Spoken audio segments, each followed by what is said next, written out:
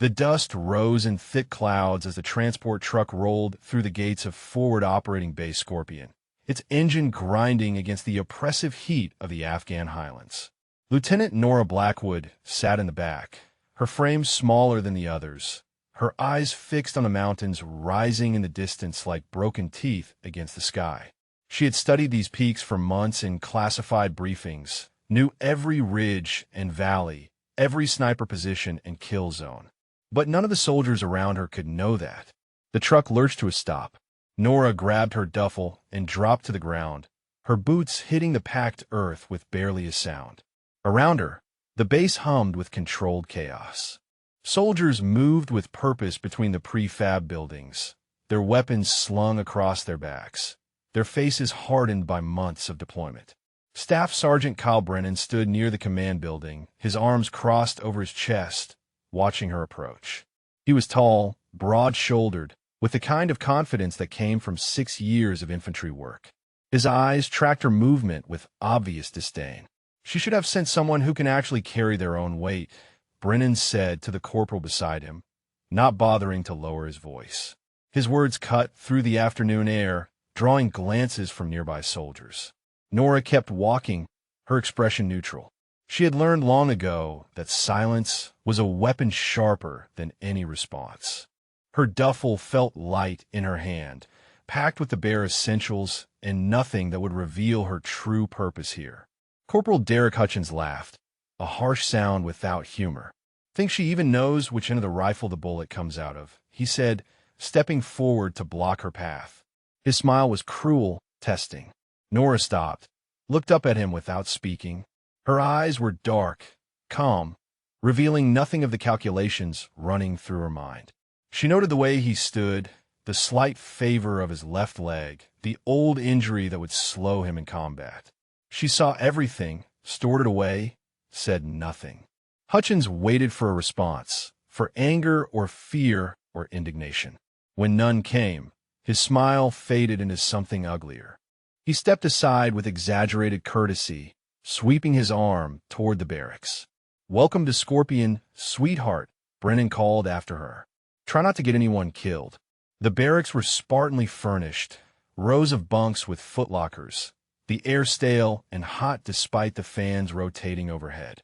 Nora claimed an empty bunk in the corner, the one with the worst position, the one no one wanted. She set down her duffel and began unpacking with methodical precision. Every movement was measured, efficient, the muscle memory of someone who had done this 100 times in 100 different places. Before we dive into this story, drop a comment and let us know what state you're watching from. Maybe you have served or know someone who faced prejudice in the military. From across the room, Sergeant First Class Maya Okonkwo watched the new arrival with quiet interest. Maya had been deployed to Scorpion for 8 months, had seen soldiers come and go, had learned to read people in the way that kept medics alive in combat zones. Something about the lieutenant did not match the narrative Brennan was already spreading through the base. Maya approached slowly, her medical kit slung over one shoulder. "I am Maya," she said, her voice low and steady. "Combat medic. If you need anything, let me know." Nora looked up, met her eyes for a moment. "Thank you," she said simply. Her voice was quiet, careful, giving nothing away. "Do not let them get to you," Maya continued, glancing toward the door where Brennan's voice could still be heard outside. "They do this to everyone new, especially women." Nora nodded once, returned to her unpacking. She pulled out her personal weapon, a standard issue M4, and began a functions check with movements so fluid they seemed almost unconscious. Her fingers moved over the weapon with intimate familiarity, checking the bolt carrier group, the firing pin, the extractor. Everything was perfect, as she knew it would be, but she made it look like simple routine maintenance, nothing extraordinary. Maya noticed the ease of those movements, but said nothing. She had learned in combat that some things were better left unquestioned. Outside, Colonel James Rutherford stood in the shadow of the command building, watching the barracks through narrowed eyes. He had fought for 3 months to get Iron Wolf assigned to his base, had argued with generals and intelligence officers, had promised complete operational security. Now she was here, and he had to watch her endure treatment that would have ended careers if the circumstances were different. But the circumstances were not different. There was a high-value target in these mountains, a bomb maker who had killed dozens of American soldiers, and every attempt to locate him had failed. They needed Iron Wolf, needed her skills and her patience and her legendary ability to make impossible shots. And they needed her cover to remain intact until the moment came. Rutherford turned away, walked back into the command building. The weight of command had never felt heavier. Dawn broke over the mountains with brutal clarity, the sun turning the sky from purple to orange to harsh white in a matter of minutes. Nora stood in formation with the rest of 3rd Platoon, her uniform crisp despite the heat already building in the morning air. Around her, soldiers shifted their weight, muttered complaints, checked their watches. She stood perfectly still. Brennan paced in front of the formation like a predator sizing up prey. "Physical training in 10 minutes, he announced, his eyes landing on Nora with obvious intent. "Full gear. Let us see what headquarters send us." The obstacle course stretched across the northern edge of the base, a brutal series of walls, trenches, and razor wire designed to push soldiers to their limits. Nora stood at the starting line with her rifle, her plate carrier loaded with the required 30 pounds of weights, her helmet strapped tight. The other soldiers gave her space, not camaraderie but distance, the physical manifestation of their contempt. Hutchins stood beside Brennan, both of them watching her with anticipation. $5 says she does not make it past the wall climb, Hutchins said, loud enough for everyone to hear. Brennan smiled. "I will take that bet. I give her until the second trench." The whistle blew. Nora moved. She ran with economy of motion, her breathing controlled, her steps precise. The first obstacle was a 6-foot wall. She hit it at speed, planted her boot against the wood, and pulled herself over in one smooth motion. Behind her, she heard Hutchins curse. The course wound through trenches filled with muddy water, under sections of barbed wire that scraped against her gear, over walls that required pure upper body strength. Nora attacked each obstacle with methodical efficiency, never rushing, never hesitating, maintaining a steady pace that ate up ground without wasting energy. Brennan watched her progress with growing frustration. She was not supposed to be good at this. She was supposed to struggle, to fail, to prove his assumptions correct. Instead, she moved through the course like someone who had done it 1,000 times, her technique flawless, her endurance undeniable. She completed the course in 11 minutes, 23 seconds. Not the fastest time, but solidly in the middle of the pack, faster than Hutchins, faster than 3 other soldiers who had been mocking her minutes before. She crossed the finish line and immediately began breaking down her weapon for cleaning, as if the run had cost her nothing at all. "Lucky," Brennan said, moving to stand over her. "But this is not basic training anymore, Lieutenant. Out here, luck gets people killed." Nora looked up at him briefly, her expression unchanged, then returned to her weapon maintenance. Her silence seemed to infuriate him more than any words could have. The rest of the day followed a similar pattern. During weapons qualification, she shot expert marksman with the M4, grouping her shots tight at center mass.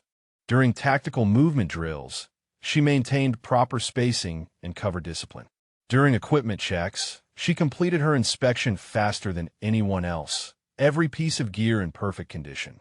And through it all, the mockery continued. Private First Class Travis Walcott started a rumor that she had slept her way through officer training. Hutchins made jokes about her size, her gender, her very presence on the base. Brennan ensured she was excluded from every informal gathering, every mission planning session, every moment of camaraderie that made deployment bearable. Nora absorbed it all without reaction. She ate alone in the chow hall, cleaned her gear alone in the barracks, stood watch alone on the perimeter.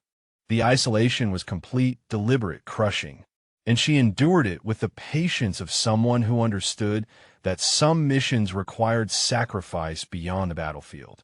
Late that night, after the base had settled into its restless sleep, Nora sat on her bunk with her personal rifle disassembled before her. In the dim light from the emergency exit sign, her hands moved with practiced precision, breaking down the weapon to its smallest components, then reassembling it with a speed that would have shocked anyone watching. 47 seconds start to finish, every part perfectly seated, every tolerance checked by feel alone. She performed this ritual every night, the only moment when she allowed herself to touch the skills that defined her. Her fingers remembered every adjustment she had made to this weapon, every modification that turned a standard rifle into an instrument of surgical precision. The custom barrel, the competition trigger, the scope calibrated to account for the thin air of high-altitude operations. Maya entered the barracks quietly, returning from a late medical call. She paused when she saw Nora. Watched for a moment as the lieutenant performed a functions check with movements too smooth, too professional, too perfect for someone who was supposed to be inexperienced. "Cannot sleep?" Maya asked softly, moving to her own bunk. Nora looked up, her hands stilling on the weapon. "Just maintaining my equipment," she said.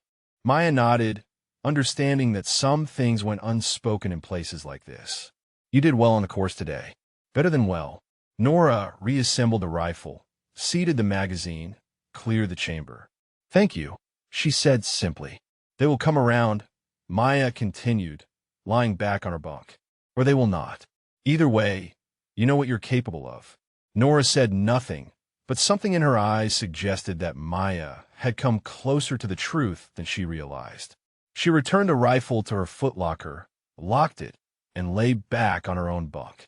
Through the window, she could see the mountains, dark shapes against the stars, holding secrets that only she and a handful of others knew. In the command building, Colonel Rutherford reviewed the latest intelligence reports. The target had moved again, deeper into the mountains, closer to the Pakistani border. The window of opportunity was narrowing. Soon, very soon, he would need to activate Iron Wolf. And when that moment came, everything would change. The briefing room smelled of stale coffee and the peculiar dust that seemed to infiltrate every building on the base. 3rd Platoon assembled around the tactical map, spread across the center table, their faces illuminated by the harsh fluorescent lights overhead. Nora stood at the back of the room, her presence acknowledged by no one, as if she were a ghost haunting the edges of their awareness. Brennan led the briefing, his finger tracing routes through the mountain passes on the map. "Intelligence indicates Taliban activity in this sector," he said, tapping a valley northeast of their position. "We are running reconnaissance sweeps starting tomorrow. 2-man teams, rotating schedules." He began assigning teams with deliberate care, pairing experienced soldiers together, building cohesion through selective inclusion. When he finished, Nora remained unassigned, unmentioned, erased from the operational planning as completely as if she did not exist. "What about Lieutenant Blackwood?" Maya asked from her position near the front. "She gets a patrol assignment?" Brennan looked at her with theatrical surprise, as if he had genuinely forgotten. "The lieutenant will remain on base," he said. "Equipment, inventory, and maintenance schedules need updating. Important work." Laughter rippled through the room, cruel and casual. Hutchins made a show of taking notes. "So the lieutenant is our new supply clerk," he said. "That makes sense. Keep her somewhere safe." Nora stood motionless, her face betraying nothing. Inside, she calculated angles and distances, memorized the patrol routes Brennan had outlined, identified the tactical weaknesses in his planning. The valley he had selected as their primary focus was a natural kill zone, overlooked by ridges perfect for enemy observation. His patrol patterns were predictable, his spacing too tight, his rotation schedule telegraphing their movements days in advance. But she said nothing. After the briefing, Walcott cornered her outside the command building. "You should request a transfer," he said, his voice pitched low enough that only she could hear. "This is not going to get better. You're not wanted here." Nora met his eyes, saw something in them that was not quite cruelty, something closer to discomfort with a role he had been pressured to play. "I will complete my assignment," she said quietly. "Your assignment is to stay out of the way," Walcott replied, but his heart was not in the words. He walked away quickly, as if ashamed. The next morning began with live-fire exercises on the shooting range carved into the hillside south of the base. The platoon assembled with their weapons, the morning sun already brutal against their skin. Brennan set up a series of targets at various distances. Standard qualification ranges from 50 to 300 meters. Nora took her position on the line, her M4 comfortable in her hands. Around her, soldiers fired in controlled bursts, their shots adequate but unremarkable. She waited her turn, breathing slowly, her heart rate steady despite the hostility radiating from every direction. When her turn came, she approached the line with the same quiet efficiency she brought to everything. The range safety officer called the distances. 50 meters, center mass, 3 rounds. Nora fired. 3 shots, so close together they sounded almost like one, all 3 rounds passing through a space smaller than a fist. She adjusted her stance, waited for the next command. 100 meters, headshot, 2 rounds. She fired twice. Both rounds struck within an inch of each other, dead center of the target's head silhouette. The range fell quiet. Soldiers stopped their own firing to watch. Brennan moved closer, his expression darkening. 200 meters, moving target. The target swung on its mechanism, a crude representation of a running enemy. Nora tracked it with minute adjustments, her breathing synchronized with the movement, her finger applying pressure so gradually that the trigger brake seemed to surprise even her. The first shot caught the target's center mass. She led slightly more, fired again, another hit. 300 meters, stationary, single shot. At this distance, factors multiplied. Wind, elevation, heat mirage, the slight imperfection in every manufactured round. Nora settled into her stance, felt the wind against her cheek, made adjustments that were more instinct than calculation. She fired once. The spotter behind the scope confirmed the hit. Dead center, he called out, confusion evident in his voice. Brennan strode to her position, his jaw tight. Again, he ordered. 300 meters. Show me that was not luck. Nora ejected her magazine, loaded a fresh one, chamber round. She fired without hesitation. Another center mass hit. Brennan grabbed her rifle, examined it as if searching for some modification, some explanation that would preserve his worldview. It was completely standard regulation issue, no different from any other M4 on the base. He thrust it back at her. Book learning, he said loudly, addressing the entire range. Any idiot can shoot paper targets in control conditions. Combat is different. Out there, with rounds incoming and your team depending on you. That is when you find out what someone is really made of. The soldiers nodded, accepting his explanation, desperate to believe it. Nora slung her rifle, stepped off the line without comment. But she had seen the doubt in some of their eyes, the first small cracks in the certainty of their contempt. That afternoon, she was assigned to burn detail, hauling trash to the incinerator pit at the far edge of the base. It was punishment work, mindless and degrading, designed to remind her of her place. She loaded the wheelbarrow with refuse, pushed it across the compound under the merciless sun, emptied it into the flames. Again and again, while others rested in the shade, while Brennan watched from the command building with satisfaction. Maya found her during the last run, helped lift a heavy bag, despite Nora's protest. "Where did you learn to shoot like that?" she asked quietly.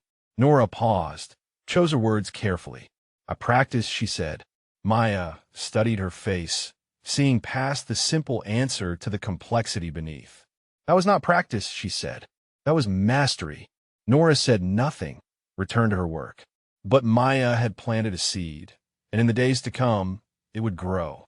The intelligence brief arrived at 0600 hours, marked urgent and encrypted with protocols that made even Colonel Rutherford pause before opening it. He sat alone in his office, the morning light barely penetrating the reinforced windows, and read the report 3 times to ensure he understood every implication. High-value target confirmed in Sector 7, the brief stated. Rashid Khalili, bomb maker responsible for 19 coalition deaths. Mobile, protected by 12 to 15 fighters. Window of opportunity estimated at 72 hours before he relocates across the border. Rutherford stood, paced to the window, looked out at the base coming to life in the early morning. Somewhere out there, Nora Blackwood was probably already awake, maintaining her equipment, preparing for another day of isolation and contempt. He had watched her endure 3 weeks of treatment that would have broken lesser soldiers, had seen her demonstrate skills that should have earned respect, but instead generated only more creative cruelty from Brennan and his followers. The time was coming. Soon he would have to break her cover, reveal Iron Wolf to the base, and hope that the operational security had held long enough to give them the advantage they needed. But not yet. Not quite yet. He called for Brennan. The staff sergeant arrived within minutes, his uniform crisp, his bearing confident. "Sir," he said, standing at attention. Rutherford handed him a sanitized version of the intelligence report, stripped of the most sensitive details, but containing enough information to plan a reconnaissance mission. "We need eyes on this sector," he said. "Take your best team. Observe and report. No engagement unless absolutely necessary." Brennan studied the map coordinates, his tactical mind already working through approaches and positions. "When do we leave?" he asked. "Tomorrow at dawn. You have today to prepare and brief your team." Brennan nodded, started to leave, then paused. "Sir, if I may ask, why are we getting this mission? There are specialized units better equipped for this kind of operation." Rutherford met his eyes steadily. "Those specialized units are engaged elsewhere. We have the capability, we have the position, and we have the opportunity. That makes it our mission." Brennan accepted this, saluted, and left. Rutherford watched him go, knowing that the staff sergeant had no idea how close to the truth his question had come. There were indeed specialized units better equipped for this operation. In fact, one of them was currently assigned to his base, enduring harassment while waiting for exactly this moment. Within an hour, Brennan had assembled 3rd Platoon in the briefing room. The atmosphere crackled with anticipation, the boredom of garrison duty temporarily forgotten in the promise of real operational work. Nora stood at the back as always, present but ignored, a shadow among solid forms. Brennan outlined the mission with professional precision. Reconnaissance of suspected Taliban activity, observation post-establishment, intelligence gathering for potential future operations. He selected his team with care. Hutchins, Walcott, 3 others with combat experience and proven reliability. "What about Lieutenant Blackwood?" Maya asked again, her voice carrying an edge that had not been there in previous briefings. Brennan did not even look in Nora's direction. "The lieutenant will maintain base operations in my absence," he said. "Someone needs to coordinate communications and logistics." "She is combat training," Maya pressed. "She qualified expert on the range. Why is she being excluded from operational duties?" The room went silent. Brennan's face darkened, his authority challenged in front of the entire platoon. "The lieutenant's qualifications," he said slowly, each word measured and sharp, "are adequate for garrison duty. In the field, with lives on the line, I need soldiers I can trust. Soldiers who have proven themselves under fire, not just on paper." Nora remained motionless, but something flickered in her eyes, gone so quickly that only Maya, watching closely, caught it.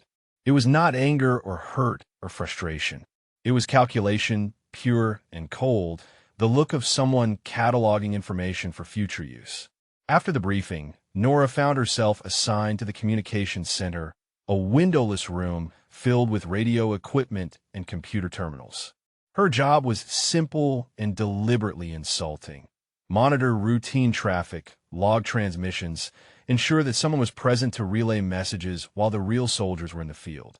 She accepted the assignment without protest, settled into the chair in front of the primary radio console, and began reviewing the equipment with the same methodical attention she brought to everything.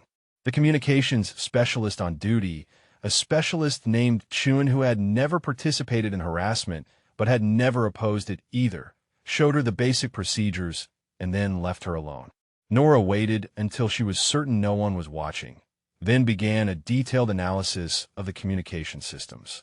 She identified 3 separate encryption protocols, mapped the frequency ranges, located the emergency channels that would be activated in case of crisis.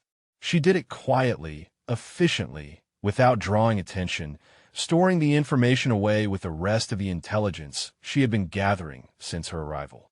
That evening, she sat alone in the motor pool, ostensibly performing vehicle maintenance checks. In reality, she was studying the terrain maps she had memorized, overlaying them with the coordinates Brennan had been given, calculating sight lines and approach vectors, and a dozen other factors that would matter when the time came. The sector Brennan was investigating was treacherous, a maze of ridges and valleys where ambushes could come from any direction. The observation post he planned to establish was competent but predictable, exactly where any experienced enemy would expect it to be. And if Rashid Khalili was as cautious as his reputation suggested, he would have counter-surveillance protocols in place that would detect Brennan's team long before they gained any useful intelligence. Nora closed her eyes, visualized the terrain from memory, placed herself in the mountains with her rifle and her training and the patient certainty that had made her the most effective sniper in special operations history. She saw the angles others would miss, the positions that seemed impossible until someone occupied them, the shots that existed in the narrow space between physics and faith. Colonel Rutherford found her there as the sun set behind the mountains, painting the sky in shades of blood and gold. He sat down on the bumper of the Humvee beside her, close enough to talk quietly, far enough to maintain plausible deniability. "It is almost time," he said without preamble. Nora nodded slowly. "I know," she replied. "Can you hold out another day or two?" She looked at him then, her expression revealing something he had not seen before, a glimpse of the steel beneath the careful facade. "I can hold out as long as the mission requires," she said. Rutherford smiled grimly. "I never doubted it, Iron Wolf." Dawn came cold to the Afghan highlands, the temperature dropping 20 degrees in the hours before sunrise. Brennan's team assembled in the pre-dawn darkness, their gear checked and rechecked, their weapons loaded, their faces painted with camouflage that turned them into shadows among shadows. Nora watched from the communications building, her presence unacknowledged, as they loaded into the transport vehicles and disappeared through the gate. The base settled into a different rhythm with the patrol gone, quieter, more tense. Nora remained at her post in the communications center, monitoring the routine traffic that connected forward operating Base Scorpion to the wider network of coalition forces. She logged transmissions with mechanical precision, her handwriting neat and economical, while her mind worked through problems that had nothing to do with radio frequencies. Specialist Chun brought her coffee at mid-morning, an unexpected gesture that caught her off guard. "Figured you could use it," he said, setting the cup beside her logbook. "It's pretty boring in here." Nora accepted the coffee with a nod of thanks. "It does," she agreed. Chun hesitated, as if working up courage for something. "Look," he said finally, "what Brennan and the others are doing, it is not right. You have done nothing to deserve that treatment." Nora looked at him, surprised by the directness. "Why tell me this now?" she asked. Chun shrugged, uncomfortable. "Been thinking about it since the range. You shot better than anyone I have seen in 3 deployments. Better than Brennan, better than Hutchins, better than anyone. But they still treat you like you are incompetent. It does not make sense. Some people see what they want to see," Nora said quietly. "Yeah," Chun replied, "but some of us are starting to see the truth." He left before she could respond, leaving Nora alone with thoughts that were becoming increasingly difficult to contain. The isolation had been bearable when it was complete, when she could retreat fully into her cover identity and wait with professional patience. But these small cracks, these moments of recognition from Maya and now Chun, made the facade harder to maintain. By afternoon, Brennan's team had established their observation post in the mountains, their position radioed back to base according to standard protocols. Nora plotted their coordinates on her map, noting that they were exactly where she had predicted, in a location that provided adequate visibility but poor defensive positions. She said nothing, made no recommendations, filed the information away with everything else she was not permitted to act upon. The equipment malfunction happened during the late afternoon maintenance check. Nora was in the motor pool, inspecting a Humvee that had developed transmission problems, when she noticed the hydraulic fluid leak that no one else had caught. It was small, easily missed, but in combat conditions it would fail catastrophically within hours. She flagged down the motor sergeant, pointed out the issue. He examined it, his expression growing serious as he traced the leak to its source. "Good catch," he said grudgingly. "This would have stranded someone in hostile territory." "Just doing my job," Nora replied. The sergeant studied her for a moment, his weathered face thoughtful. "You know your way around vehicles," he observed. "I read the manuals," she said simply. "Right," he said, in a tone that suggested he did not quite believe her, but was not hostile about it. "Well, keep reading them. We need people who pay attention to details like this." It was the first acknowledgement of competence she had received from anyone besides Maya and Sean, and it caught her unprepared. She nodded, returned to her inspection, felt something shift inside her that was dangerous and unprofessional and entirely human. The mission required invisibility, required enduring contempt without response. But these small moments of recognition were eroding her carefully constructed walls. That evening, she found herself on guard duty at the eastern perimeter, the position that offered the clearest view of the mountains where Brennan's team was positioned. The night was clear, the stars so bright they cast shadows, the temperature dropping toward freezing. Nora walked her patrol route with rifle ready, her eyes constantly scanning, seeing details in the darkness that others would miss. Maya found her there an hour before shift change, carrying 2 cups of hot coffee against regulations, but against the cold as well. "Thought you could use this," she said, offering one to Nora. They stood together in silence for a moment, looking out at the mountains.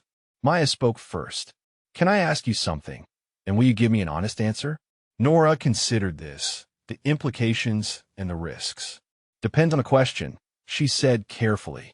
"Why are you really here?" Maya asked. "And I do not mean the official assignment. I mean why this base, why are you willing to endure what you are enduring?" Nora was quiet for a long time, weighing her response. "Some assignments require patience," she said finally. "Some missions are more important than comfort or recognition or respect."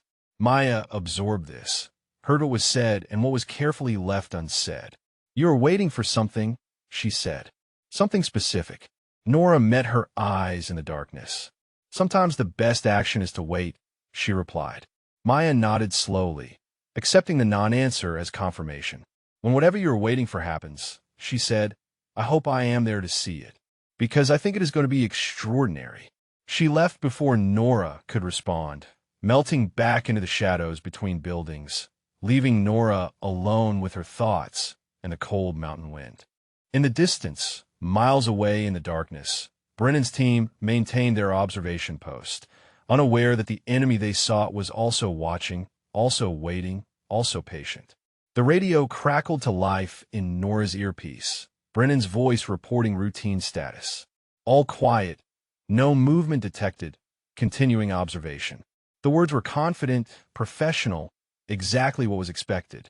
But Nora, listening with senses honed by years of hunting humans in places like this, heard something else beneath the words.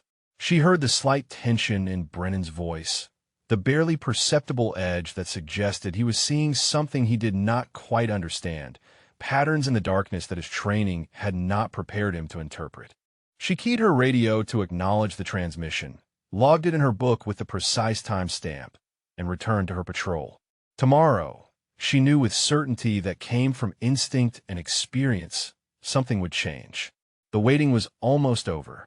The moment was approaching when Iron Wolf would emerge from shadow into light, and everything that had been endured would be revealed as necessary preparation for what was to come. The mountains watched in silence, holding their secrets close as the night deepened toward dawn.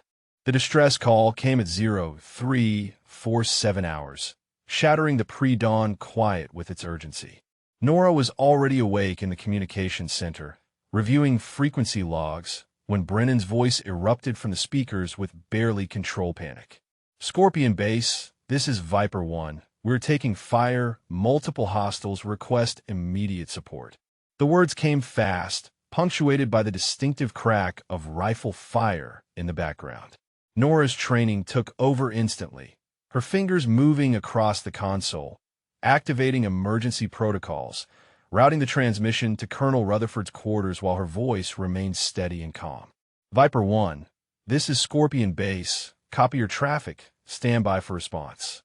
She could hear everything in those few seconds of open transmission. The volume of fire, the spacing of shots, the shouted commands in Pashto that meant the enemy was close, very close. She heard Hutchins yelling about ammunition, heard Walcott calling for covering fire, heard the chaos of a team caught in a kill zone they had not seen coming. Rutherford burst into the communications center, still fastening his uniform, his face grim in the harsh fluorescent light. Situation, he barked. Nora's fingers flew across the keyboard, pulling up the digital map with Brennan's last reported position. Viper 1 under fire. Coordinates here, she said, her voice clinical despite the adrenaline coursing through her veins. Estimate 12 to 15 hostiles based on weapon reports.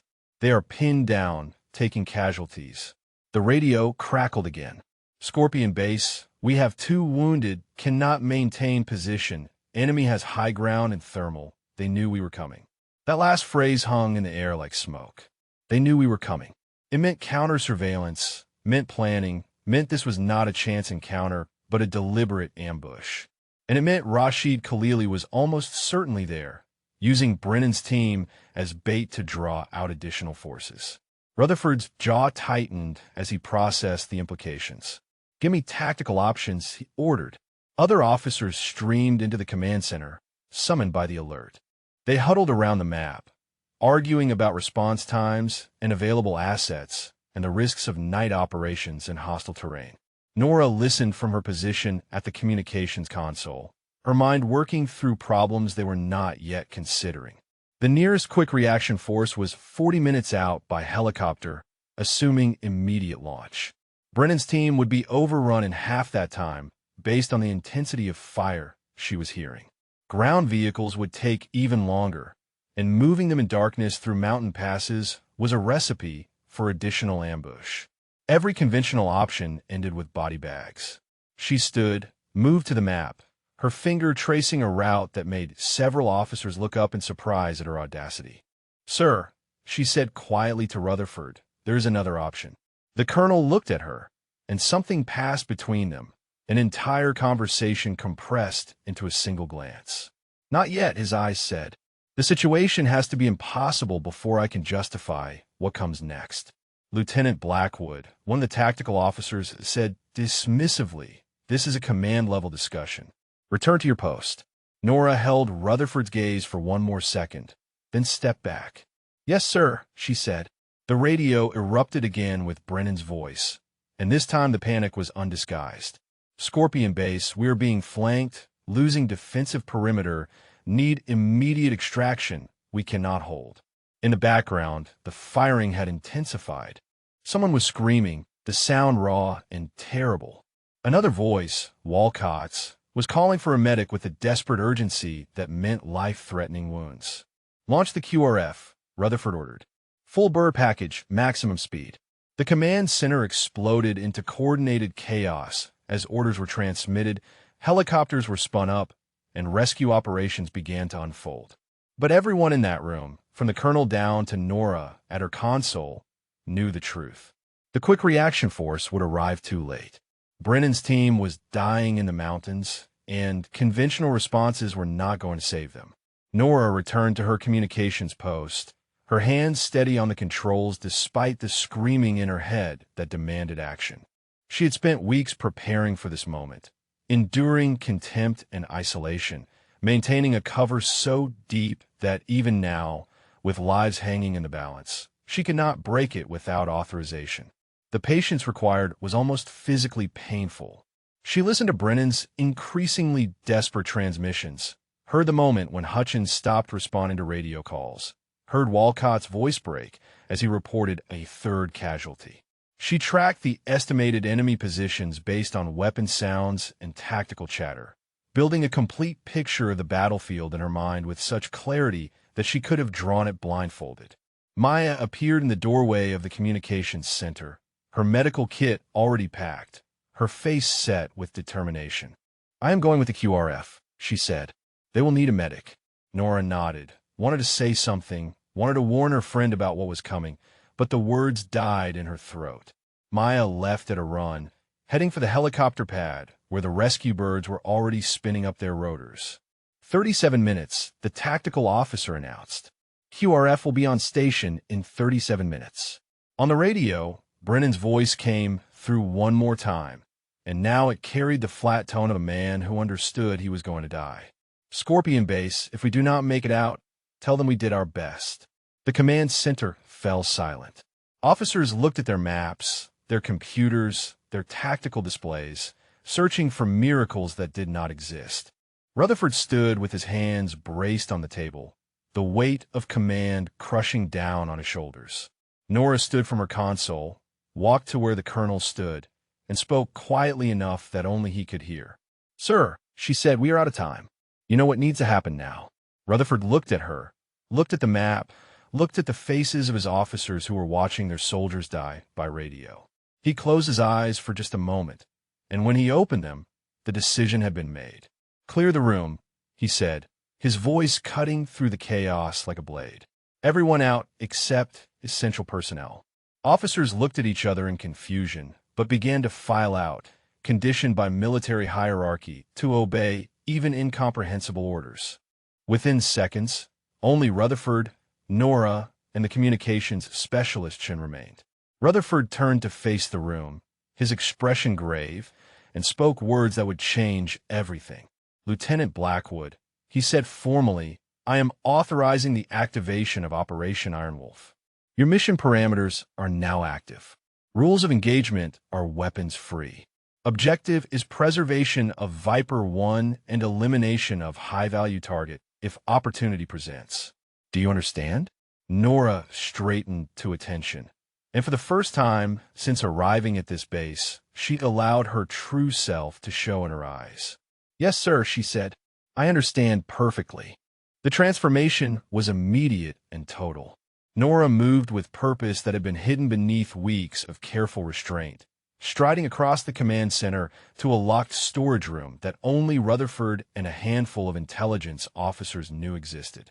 She entered a code on the biometric lock, the door hissing open to reveal equipment that did not officially exist in any inventory database. Her rifle waited there, custom-built to specifications that pushed the boundaries of what was physically possible. The barrel was 19 inches of surgical-grade stainless steel, hand-lapped to tolerances measured in tenth-thousandths of an inch. The stock had been molded to her exact grip and cheek weld.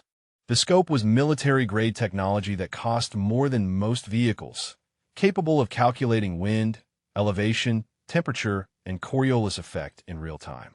She lifted it with the reverence of a surgeon picking up a scalpel, feeling its familiar weight settle into her hands like coming home.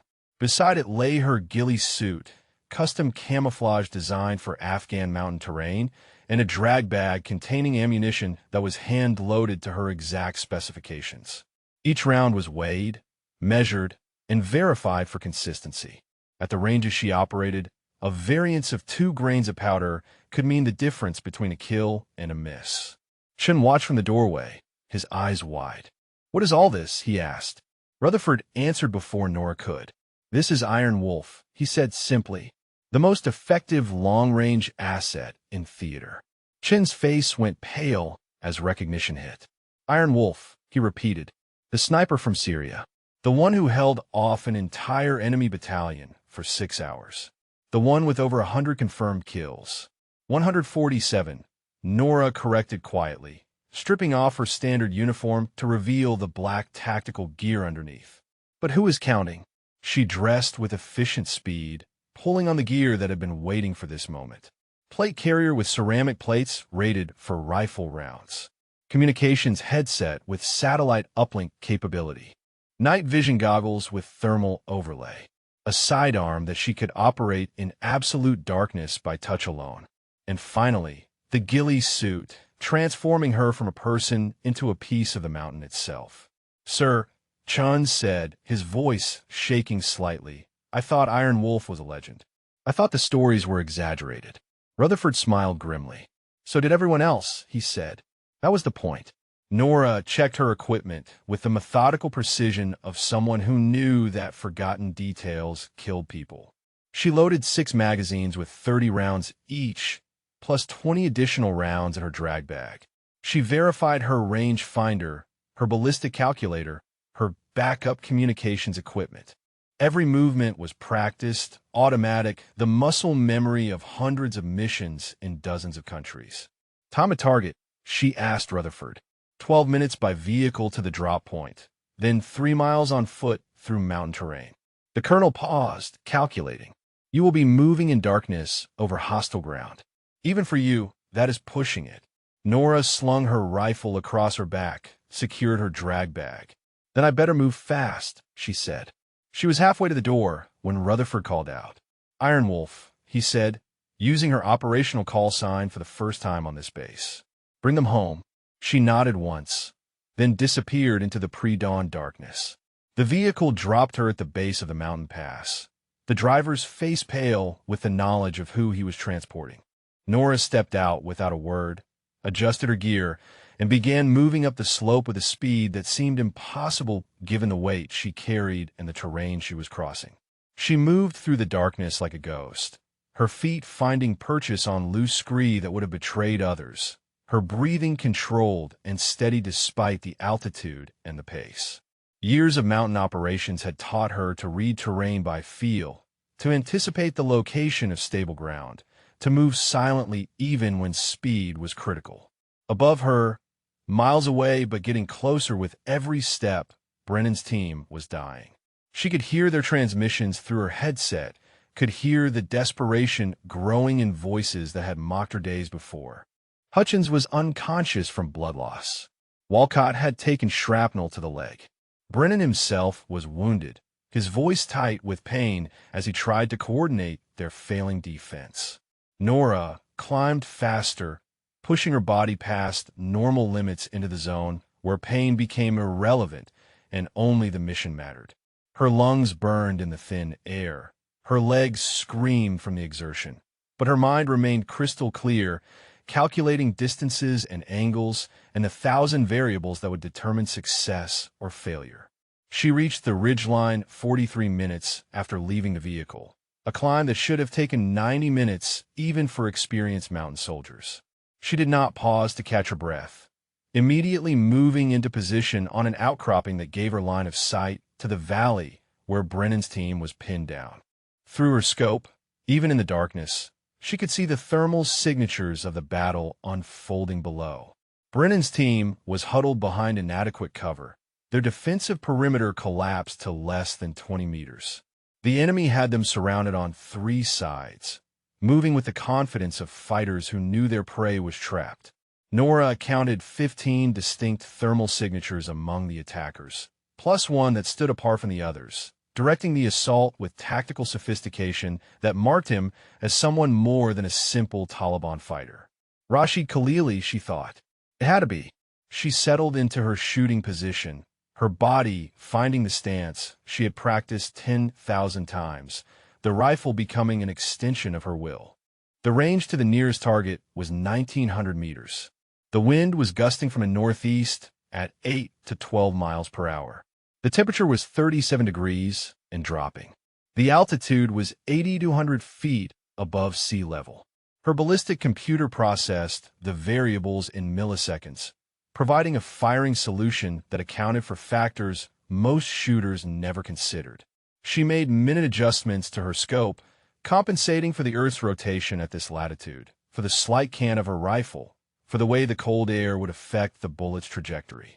Then she keyed her radio to the command frequency, her voice calm and professional. "Scorpion Base, this is Iron Wolf. I am in position. Beginning engagement." On the command center speakers back at the base, officers who had dismissed her, who had mocked her, who had considered her useless, froze at the sound of that voice speaking those words. Rutherford responded immediately. "Iron Wolf, you are cleared hot. Good hunting."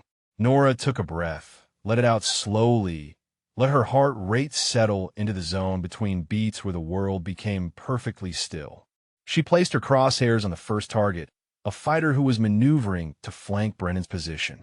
She squeezed the trigger. The shot broke through the mountain's silence like a crack of thunder, the sound echoing off the ridges and waves that seemed to come from everywhere and nowhere at once.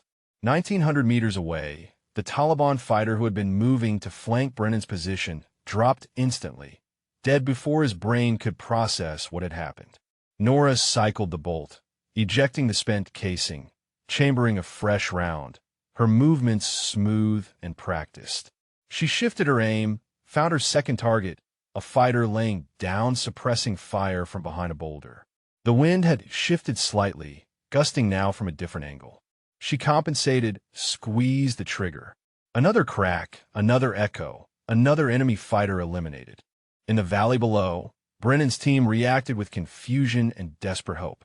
The enemy fire that had been overwhelming them seconds ago suddenly faltered as fighters scrambled for cover, trying to identify the new threat. Through their night vision, they could see bodies dropping with impossible precision from a direction they had thought was secure. "Who is that?" Walcott shouted into his radio, his voice cracking with pain and disbelief. "Who the hell is shooting?" Nora did not answer, focused entirely on the work in front of her. She had entered the zone, that state of heightened awareness where time seemed to slow and every detail of the battlefield became crystal clear. She could feel the wind on her face, calculate its effect on her bullets by instinct. She could read the terrain, predict where fighters would move, place her crosshairs on positions they had not yet occupied. Third shot, a fighter trying to rally the others. Fourth shot, an enemy sniper who had been targeting Brennan's position from high ground. Fifth shot, a fighter with a radio who was calling for reinforcements. Each elimination was surgical, precise, devastating to enemy morale. The Taliban fighters were experienced, hardened by years of mountain warfare, but they had never faced anything like this. They were being killed by an invisible enemy from a distance that should have been impossible, their cover meaningless, their defensive positions useless. Panic began to spread through their ranks. Nora reloaded, her fingers moving by feel in the darkness, keeping her eyes on the battlefield. She had fired 6 rounds in 90 seconds, eliminating 6 targets across a range that most snipers would not even attempt. But she was far from finished. She shifted her focus to the thermal signature that had been directing the assault, the one that stood apart from the others. Through her scope, enhanced by thermal imaging, she could see him clearly now. A man in his 40s, wearing better equipment than the fighters around him, speaking into a satellite phone with urgent gestures. Rashid Khalili, the bomb maker, the high-value target that had brought her to this place. The range was 2,100 meters. The wind was variable, gusting between 8 and 15 miles per hour. He was partially obscured by the technical vehicle he was using as cover. It was not an impossible shot, but it was close to the edge of what physics allowed. Nora calculated the angles, compensated for every variable she could measure and some she could only feel. She placed her crosshairs not where Khalili was, but where he would be in the second and a half it would take for a bullet to arrive. She controlled her breathing, found the space between heartbeats, and squeezed the trigger. The bullet arced through the darkness, its trajectory affected by gravity and wind and the rotation of the Earth itself, following a path that existed only in Nora's mind and in the mathematics of ballistics. It struck Rashid Khalili in the upper chest, the impact spinning him around and dropping him beside the vehicle he had thought would protect him. In the command center back at the base, officers listened to the radio traffic with expressions of stunned disbelief. The sounds of battle had shifted completely in the span of minutes. The desperate defense had become something else, something none of them had experience with. They were listening to a master at work, reshaping a battlefield through precision and will. Brennan's voice came through the speakers, stronger now, touched with something that might have been awe. "Scorpion base, enemy is breaking contact. We are no longer taking fire. Request identification of friendly sniper providing support." Rutherford smiled grimly, keyed his microphone. Viper 1, your support is Iron Wolf. Suggest you consolidate your position and prepare for extraction. QRF is inbound, 20 minutes out. The silence that followed that transmission was profound. Even over the radio, even through the chaos of combat, the recognition was palpable. Iron Wolf, the legend they had dismissed as exaggeration, the ghost story told in forward operating bases across 3 continents, was real and was saving their lives. Nora continued her methodical elimination of targets, each shot placed with the same impossible precision. A fighter trying to recover Khalili's body, another attempting to coordinate a fighting retreat, a third providing covering fire for the others. She was not simply shooting. She was controlling the battlefield, dictating the movements of every person in the valley below, forcing the enemy into positions where they were vulnerable and Brennan's team was safe. The remaining Taliban fighters broke and ran, abandoning their weapons, abandoning their wounded, fleeing into the mountain passes with the terror of men who had confronted something beyond their understanding. They had come to this valley to kill American soldiers, to add more deaths to their record, to collect the bounty on coalition heads. Instead, they had been systematically destroyed by an enemy they never saw, never heard, never had the slightest chance of fighting. Nora watched them go through her scope, her finger resting beside the trigger guard, ready but not firing. The threat was neutralized. Brennan's team was secure. The high-value target was eliminated. The mission objectives were achieved. She keyed her radio. Scorpion Base, this is Iron Wolf. Valley is clear. Viper 1 is secure. High-value target is down. Remaining hostiles have broken contact and are fleeing northeast. Recommend QRF, secure the area and retrieve friendly personnel. Acknowledged, Iron Wolf, Rutherford responded. Outstanding work. Return to base when ready. Nora remained in position, maintaining overwatch as the rescue helicopters thundered into the valley, their rotors beating the air, their lights sweeping across the carnage she had created. She watched through her scope as medics rushed to treat Hutchins and Walcott, as Brennan coordinated the evacuation with movements that were mechanical, automatic, his mind clearly still processing what had just happened. She watched as Maya worked on the wounded with fierce concentration, stabilizing them for transport, preparing them for the flight back to the base. She watched as soldiers who had mocked her days before moved through the battlefield, counting bodies, securing weapons, documenting the scene with photographs and notes that would become part of classified after-action reports. 14 enemy fighters eliminated. 1 high-value target confirmed dead. 0 friendly casualties beyond those sustained before her arrival. 16 shots fired across ranges from 1,800 to 2,100 meters, in darkness, in variable wind, from a position that most military planners would have considered too far for effective engagement. It was, by any objective measure, one of the most effective sniper operations in modern military history.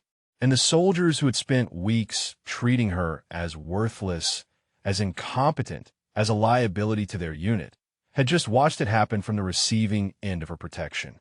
As the helicopters lifted off with the wounded, as the valley fell silent except for the wind moving through the passes, Nora finally allowed herself a moment of satisfaction. Not pride, not arrogance, just the quiet knowledge that she had done what she had been trained to do, what she had sacrificed for, what she had endured weeks of contempt to position herself to accomplish. She began the long descent back to the extraction point, her rifle secured across her back, her ghillie suit blending with the mountain terrain. By the time the sun rose over the Afghan highlands, painting the peaks in shades of gold and crimson, she was already gone, leaving behind only the evidence of her work and the beginning of a legend that would reshape everything that came after. The helicopters touched down at Forward Operating Base Scorpion just as the sun cleared the eastern ridges, bathing the compound in harsh morning light. Word had spread through the base with the speed that only military gossip could achieve. Iron Wolf was real. Iron Wolf was here. Iron Wolf had just conducted the most remarkable sniper operation anyone had witnessed in theater. Nora arrived 30 minutes later in a supply truck, still wearing her tactical gear, her rifle case secured beside her. The base had gathered without formal order, soldiers lining the path from the gate to the command building, their faces showing everything from shock to shame to naked curiosity. They had come to see the legend, to verify with their own eyes that the quiet lieutenant they had dismissed was something entirely different. She stepped from the truck without ceremony, her movements economical and professional. Her face showed the exhaustion of the night's work. Dirt streaked across her cheeks, her eyes shadowed but alert. She slung her rifle case over one shoulder and began walking toward the command building, aware of the eyes tracking her every movement but not acknowledging them. Brennan stood near the medical facility, his left arm in a sling, his face pale beneath the tan. He watched her approach, his expression complex and unreadable.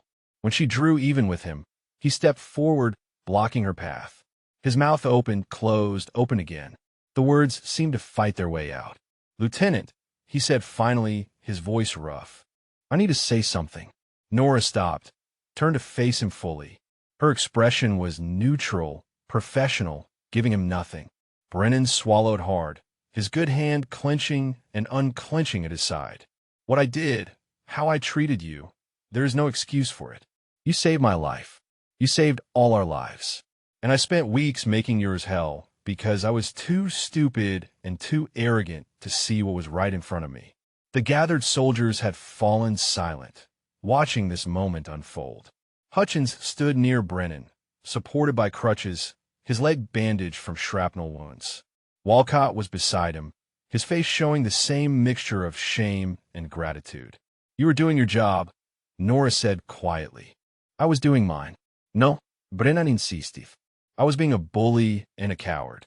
I judged you based on assumptions and prejudice instead of competence.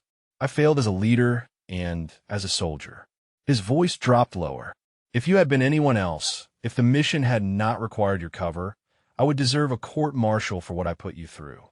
Nora studied him for a long moment, seeing the genuine remorse in his eyes, the weight of realization crushing down on him. "We all have roles to play," she said. "Yours was to maintain normal unit operations. Mine was to remain invisible until needed. You played your part, even if you did not know you were playing it." "That does not make it right," Brennan said. "No," Nora agreed. "It does not, but it makes it understandable." She moved to step past him, but he spoke again, louder now, his voice carrying across the assembled soldiers. "I want everyone here to know something," he said. "Lieutenant Nora Blackwood is the finest soldier I have ever served with. What she did last night was beyond extraordinary. She conducted a solo infiltration through hostile terrain, established a shooting position under combat conditions, and eliminated 14 enemy fighters, including a high-value target across ranges that most of us would not even attempt on a clear day at a practice range. She did this in darkness, in variable wind, while wounded men were dying below her position. She is Iron Wolf, and that name is earned." The silence that followed was profound. Then, slowly, someone began to clap. Maya, standing near the medical facility entrance, her hands coming together in steady rhythm. Chun joined her, then the motor sergeant, then others, until the applause spread through the gathered crowd like ripples on water. Nora stood in the center of it, uncomfortable with the recognition, wanting only to complete her after-action report and return to the quiet anonymity she preferred. But she understood the importance of this moment, understood that these soldiers needed to process what had happened, needed to reconcile the person they had dismissed with the operator who had saved lives. Colonel Rutherford appeared on the steps of the command building, his presence commanding immediate attention. At ease, he called out, "Let the lieutenant through. We have work to complete." The crowd parted, creating a path. As Nora walked toward the command building, soldiers reached out to touch her shoulder, to offer words of thanks, to simply be near someone who had achieved something they could barely comprehend. She accepted it with the same quiet grace she had shown in accepting their contempt, neither seeking recognition nor rejecting it. Inside the command building, the atmosphere was different. Officers who had dismissed her suggestions, who had ordered her from planning sessions, now stood as she entered. The tactical maps on the walls showed the valley where she had operated, marked with positions and trajectories that told the story of the night's work. Rutherford led her to a private conference room, closed the door behind them. He poured 2 cups of coffee from a pot that was probably hours old and handed her one. "You did well," he said simply. Nora accepted the coffee, sipped it despite the bitter taste. "The mission parameters were achieved," she replied. "High-value target eliminated. Friendly personnel secured. Operational security maintained until activation." At significant personal cost, Rutherford observed. 3 weeks of treatment that would have broken most soldiers. Nora shrugged slightly. "I have endured worse," she said, "and the cover was necessary. If Khalili had suspected we had an asset like Iron Wolf in theater, he would have vanished across the border before we could act." Still, Rutherford said, watching her carefully, "There will be questions now. The operational debrief will be classified, but people know what happened. They know who you are. The cover is burned." "Good," Nora said quietly. "I prefer to work without having to pretend incompetence." Rutherford smiled at that. "What happens now?" he asked. "You have other assignments waiting. Other missions where they need Iron Wolf." Nora looked out the window at the base, at the mountains beyond, at the place where she had finally been able to stop hiding and start doing what she did best. "I will go where I am needed," she said. "But first, I want to complete the after-action report. Document everything for the record. Ensure that Brennan and his team receive proper recognition for their actions." "Even after everything," Rutherford said, "you are protecting them." "They did their jobs," Nora replied. "They fought well under impossible circumstances. The fact that I had to save them does not diminish their courage. It just means they ran into a situation that required a specific skill set." She finished her coffee, set down the cup. "Besides," she added, "Brennan is learning. Give him time to process this, and he will be a better leader for it. Sometimes the hardest lessons are the ones that stick." Rutherford nodded, recognizing wisdom born from experience. "Very well," he said. "Write your report. Then we will discuss your next assignment. But for now, Iron Wolf, you are dismissed. Get some rest. You have earned it." Nora stood, moved toward the door, then paused. "Sir," she said, "one more thing." "Yes, Lieutenant." She turned back, her expression serious. "Make sure Maya gets recognition for her work in the valley. She stabilized those wounded men under fire, kept them alive until evac arrived. She deserves a commendation." "I will see to it," Rutherford promised. Nora nodded, satisfied, and left the room. As she walked through the command building, past officers who now looked at her with respect instead of dismissal, past soldiers who stepped aside to let her pass, she felt the weight of the past weeks finally beginning to lift. The mission was complete. The cover was burned. And Iron Wolf could finally emerge fully from the shadows, at least for a little while, before the next mission called her back into darkness. The formal briefing took place that afternoon in the main conference room, attendance mandatory for all personnel above the rank of specialist. Nora stood at the front beside a large tactical display, her presentation clicker in hand, her uniform fresh despite the exhaustion that pulled at her shoulders. This was the part of operations she liked least, the explanation and justification, the translation of instinct and skill into words that others could process. Colonel Rutherford opened the briefing with standard formalities, then turned the floor over to her.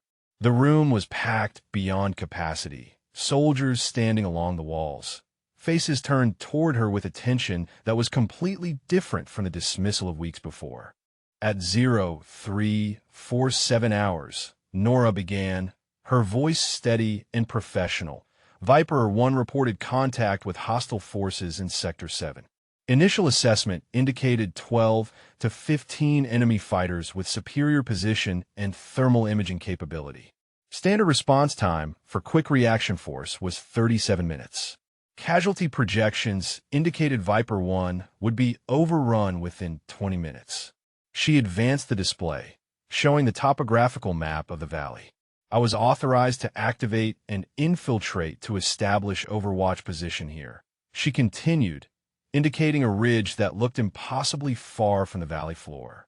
Distance from Viper 1 position was 1,900 to 2,100 meters, depending on specific target locations. Someone in the back of the room whistled softly. That distance, in darkness, with wounded friendlies in the line of fire, was the stuff of training scenarios designed to demonstrate impossibility. Nora continued methodically through her operation. Environmental conditions included variable wind 8 to 15 miles per hour from northeast, temperature 37 degrees, altitude 80 to 100 feet. First shot was taken at 0431 hours.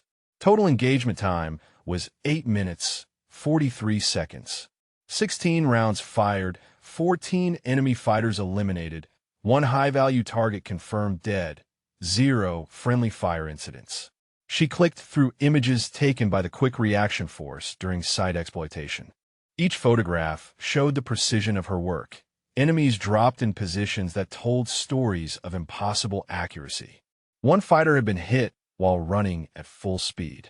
Another had been eliminated through the narrow gap between the vehicle he was using for cover and the rock beside it. A third had been engaged while partially concealed behind a ridgeline, the shot calculated to account for bullet drop over the extreme range. The room was silent except for the quiet hum of the projector. These soldiers understood marksmanship. They had qualified on ranges, had fired weapons in combat, had seen what good shooting looked like. What they were witnessing in these photographs went beyond good into territory that seemed to violate the laws of physics. Hutchins raised his hand from his position near the front, his crutches leaning against the chair beside him. "Ma'am," he said, his voice respectful in a way it had never been before. "How is this even possible? I mean, we train on 500-meter shots and consider those challenging. You were hitting targets at 4 times that range in the dark and wind. How?" Nora considered the question carefully. "Training," she said. 10,000 hours of trigger time. Another 10,000 hours of study. Ballistics, meteorology, physics, anatomy. Understanding how bullets behave in different conditions, how to read terrain, how to calculate factors most people do not even know exist. And experience. 63 previous operations across 7 countries, each one teaching me something that the next one required. She paused, then added more quietly, and dedication to the craft. When you know that your shot is the difference between teammates going home or going home in bags, you find ways to make shots that should not be possible. You push past what the manuals say can be done and discover what actually can be done when the stakes are high enough. Walcott spoke up next. "Why did you let us treat you that way?" he asked. "You could have told us who you were, what you were capable of. You could have shut down the harassment immediately." "Because the mission required it," Nora replied simply. Rashid Khalili had evaded capture for 18 months. He had counter-surveillance protocols that detected every conventional approach we attempted. The only way to get close enough to eliminate him was to make him believe we had no unusual assets in theater. That required maintaining operational security so tight that even friendlies could not know what we were planning. She looked directly at Brennan as she continued. Staff Sergeant Brennan's treatment of me, while unpleasant, was actually beneficial to the mission. It reinforced the perception that I was exactly what I appeared to be, an inexperienced officer who did not belong in theater. That perception kept Khalili from changing his patterns, kept him predictable, kept him in a location where I could reach him when the time came. Brennan shifted uncomfortably but nodded slowly, understanding the layers of strategy that had been invisible to him. Maya raised her hand. "When did you know this was going to happen?" she asked. "When did you know you would have to reveal yourself?" "I did not know," Nora admitted.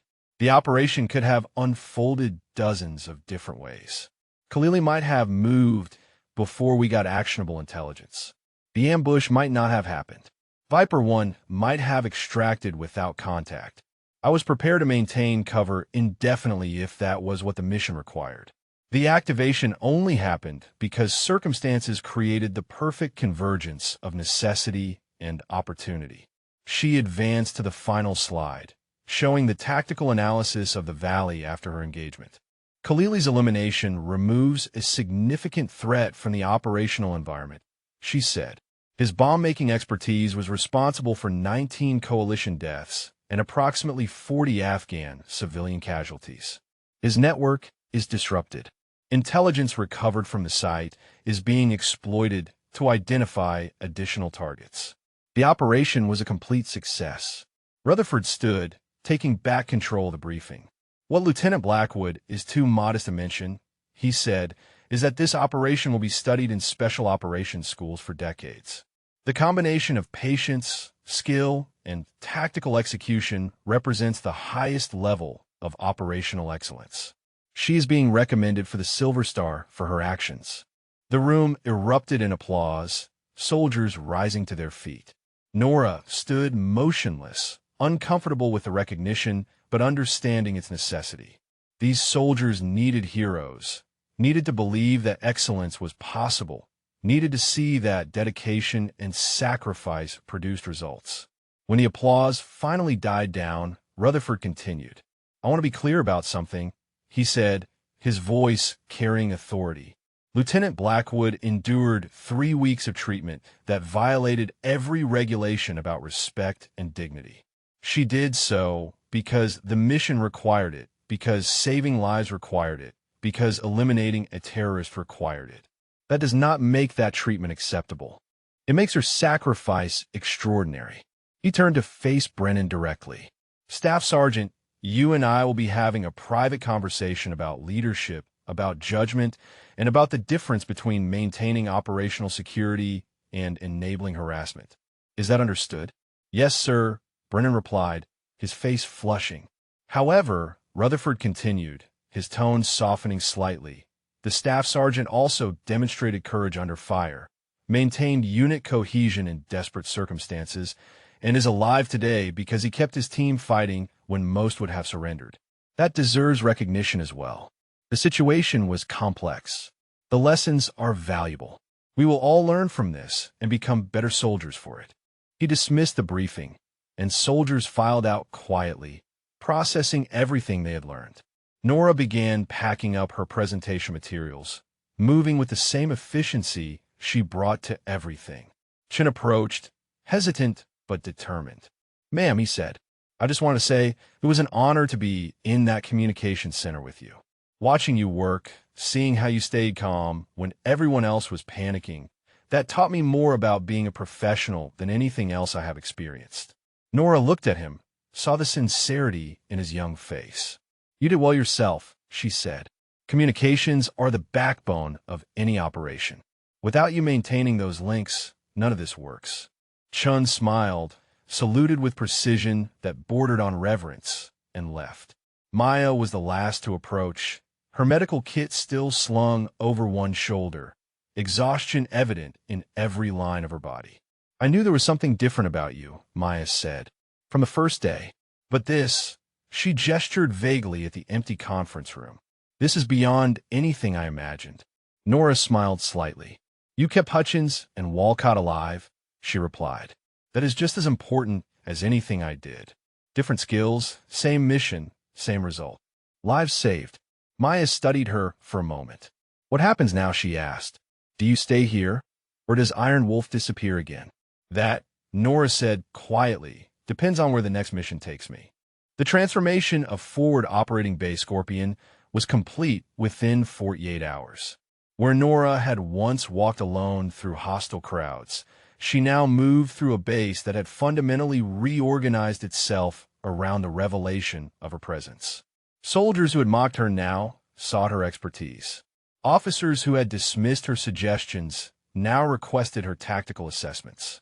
The isolation had been replaced by something equally challenging in its own way, the weight of reputation and expectation.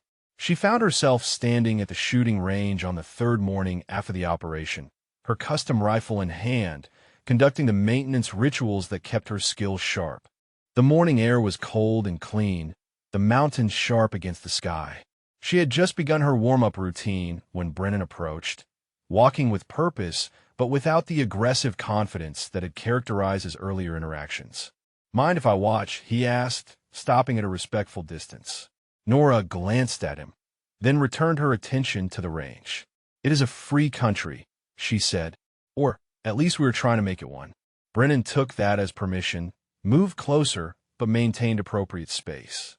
He watched as she settled into her shooting position, her body finding the stance with such natural precision that it seemed effortless.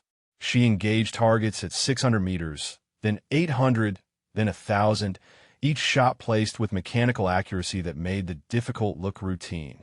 "How do you do it?" Brennan asked after she had fired a string of 10 shots, all within a 4-inch group at 1,000 meters. "How do you make it look so easy?" Nora ejected her magazine, cleared her chamber, engaged the safety. "It is not easy," she said. "It is practiced. There's a difference." She stood, turned to face him fully. "Every shot I take is the culmination of thousands of hours of work. Physical conditioning to control my heartbeat and breathing. Mathematical study to understand ballistics and environmental factors. Psychological training to manage stress and maintain focus under pressure. And then the actual shooting, which is just the final expression of all that preparation." Brennan nodded slowly, absorbing this. "I've been thinking about what you said in the briefing," he said, "about how my treatment of you actually helped the mission. I appreciate you saying that, but we both know it is not the whole truth." "No," Nora agreed. "It is not. The truth is I failed as a leader," Brennan continued. "I let my prejudices override my judgment. I created a toxic environment that could have cost lives. If you had been anyone else, if the mission had been different, my actions would have been inexcusable." "They were inexcusable anyway," Nora said quietly. "The mission did not make them right. It just made them useful. There's a difference there, too." Brennan met her eyes, accepting the rebuke. "I want to be better," he said. "I want to learn from this. But I do not know where to start." Nora considered him for a long moment, seeing the genuine desire for improvement beneath the shame and confusion. "Start by questioning your assumptions," she said.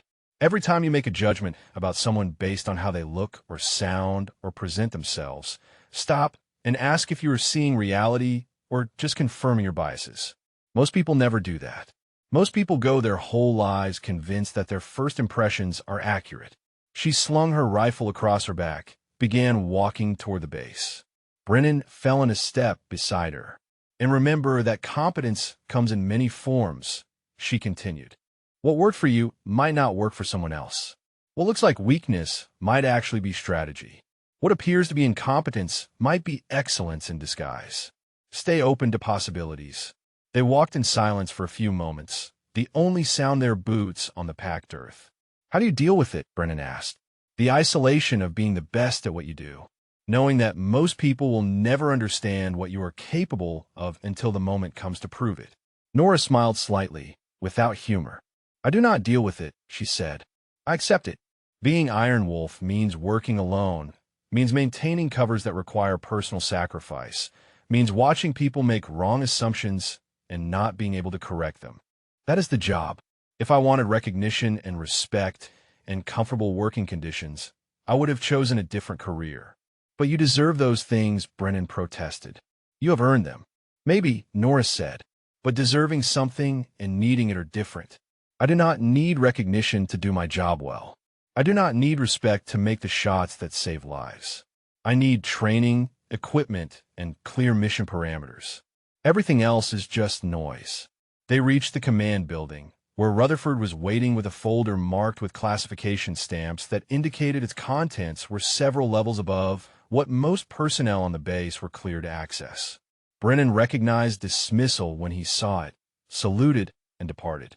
Nora followed Rutherford into his office, the door closing with a finality that separated classified from unclassified worlds. "New tasking," Rutherford said without preamble, sliding the folder across his desk. "High-value target in Syria, protected location, conventional approaches have failed. They are requesting Iron Wolf specifically." Nora opened the folder, scanned the intelligence briefing with practiced efficiency. "When?" she asked. 72 hours, Rutherford replied.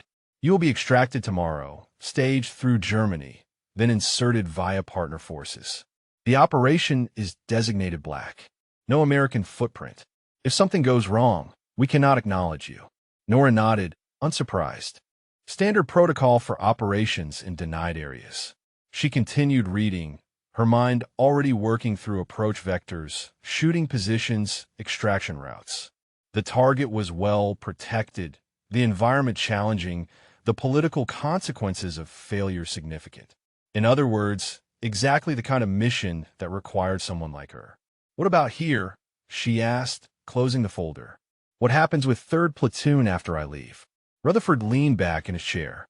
"Brennan will continue as Staff Sergeant, with additional training on leadership and unit cohesion. Maya is being recommended for promotion. Chun is being considered for signals intelligence training. The unit will continue its mission, wiser for the experience, but hopefully not too damaged by it." In the story, Nora asked, "How much of this becomes official record versus classified file?" "The operational details remain classified," Rutherford said. "But the fact that Iron Wolf operated from this base, that you conducted a successful elimination of a high-value target while protecting friendly forces, that will be part of the official record. Sanitized, of course, but enough that people will know something remarkable happened here." Nora accepted this, understanding the balance between operational security and the need for occasional public acknowledgement of success. She stood, the folder secured under her arm. "I will begin mission preparation immediately," she said. Rutherford stood as well, extended his hand. "It has been an honor, Iron Wolf," he said. "What you accomplished here, both the mission and the sacrifice required to position yourself for it, represents the highest traditions of service." Nora shook his hand, her grip firm. "Just doing my job, sir," she said. "If everyone did their job the way you do yours," Rutherford replied, "we would not need people like you. But they do not, so we do. Safe travels, Lieutenant. Bring yourself home." Nora left the office, walked through the base one final time as the afternoon sun painted everything in shades of gold. Soldiers nodded as she passed, respect in their eyes, some offering words of thanks or farewell. She accepted it all with the same quiet grace, neither seeking the attention nor rejecting it, simply allowing the moment to be what it was. That evening, she found Maya in the medical facility, organizing supplies with the meticulous care that characterized everything she did.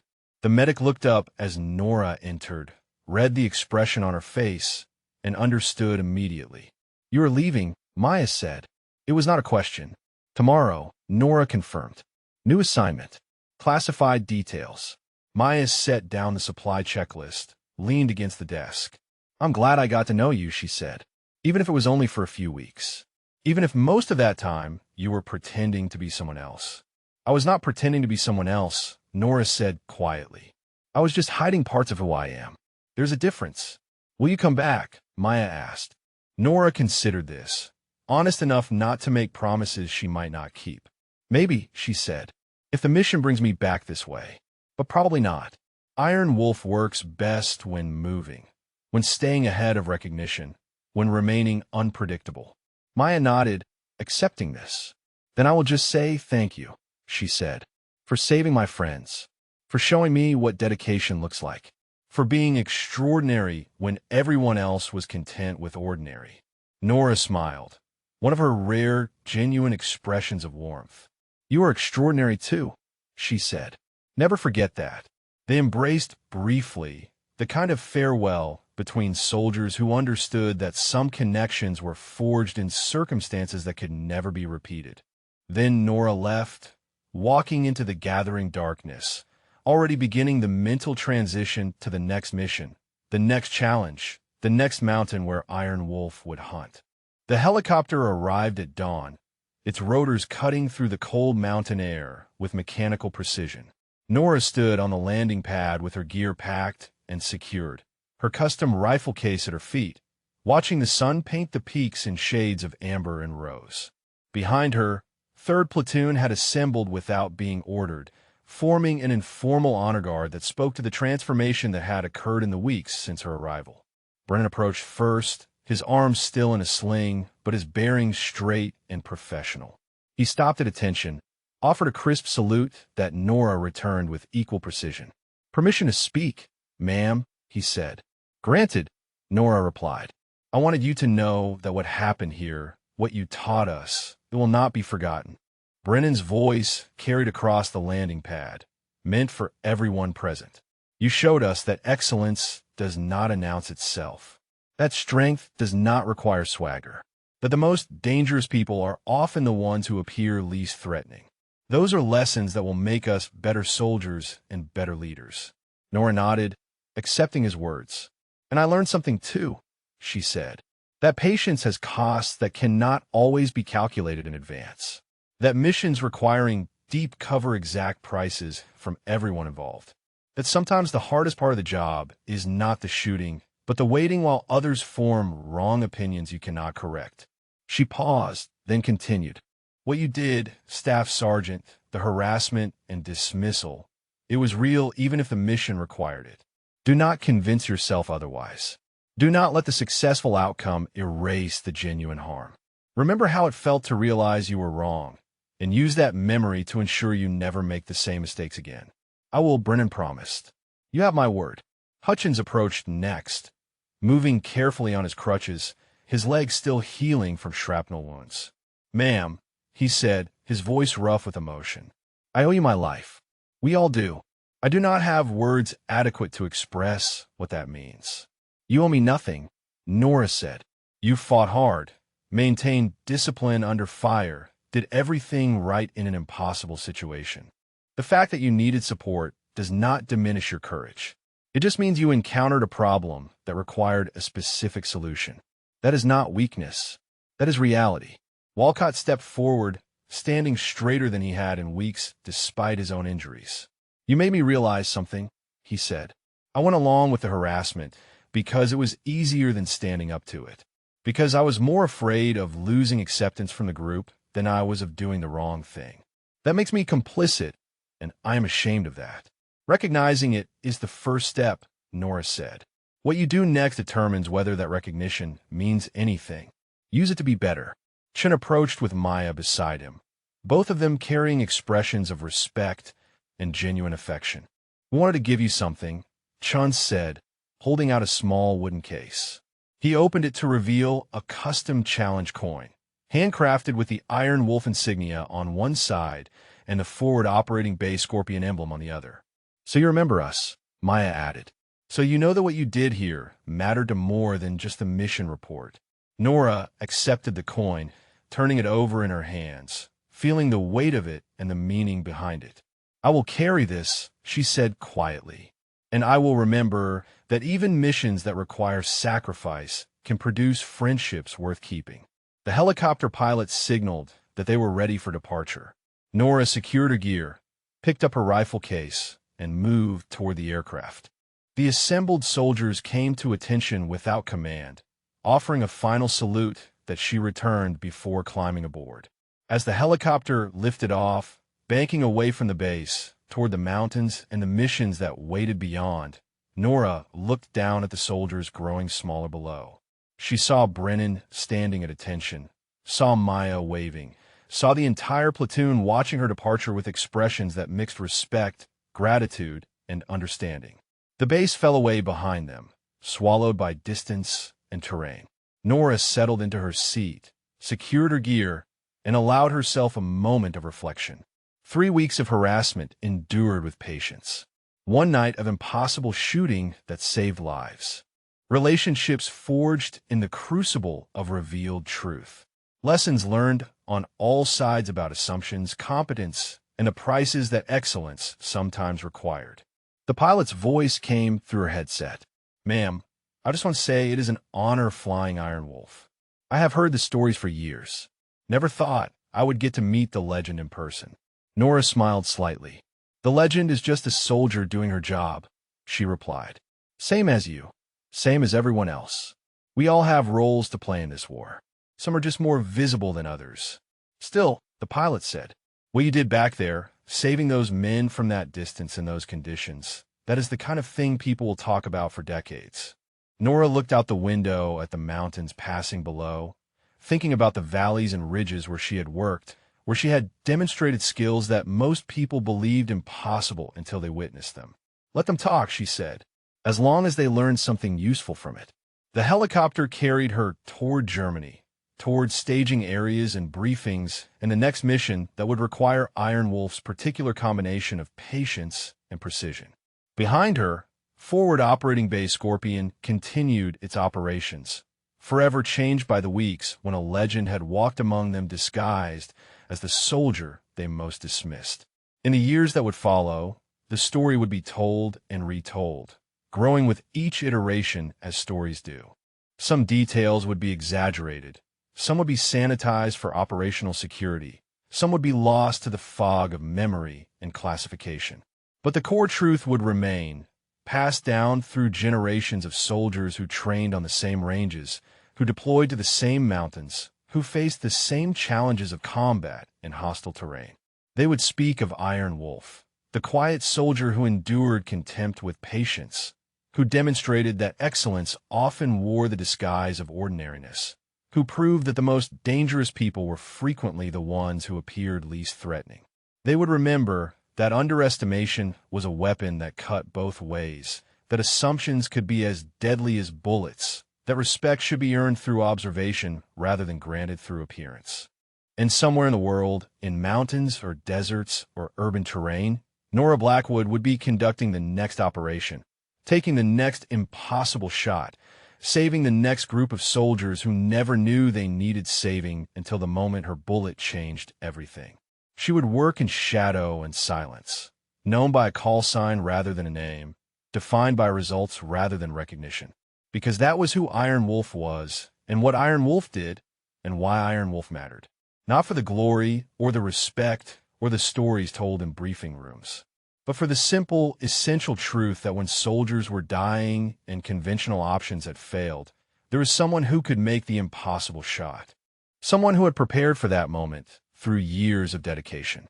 Someone who would endure whatever sacrifice the mission required. If this story moved you, share your thoughts about your favorite moment or character, or tell us about a time when someone underestimated proved everyone wrong. Drop a comment below and let us know what resonated most with you. The helicopter disappeared into the morning sky, carrying Iron Wolf toward the next mission, the next challenge, the next mountain where legend and reality would merge in the space between trigger pull and target impact. Behind it, the sun continued its climb over the Afghan highlands, painting the world in light and shadow, illuminating the places where courage lived in quiet hearts and excellence hid behind humble faces. And in those mountains, in those valleys, the work continued, as it always had and always would, carried forward by soldiers who understood that war was not won by the loudest voices or the boldest gestures, but by the patient dedication of those who did their jobs with excellence regardless of recognition, who sacrificed without complaint, who stood ready in the shadows until the moment came to step into the light and change everything.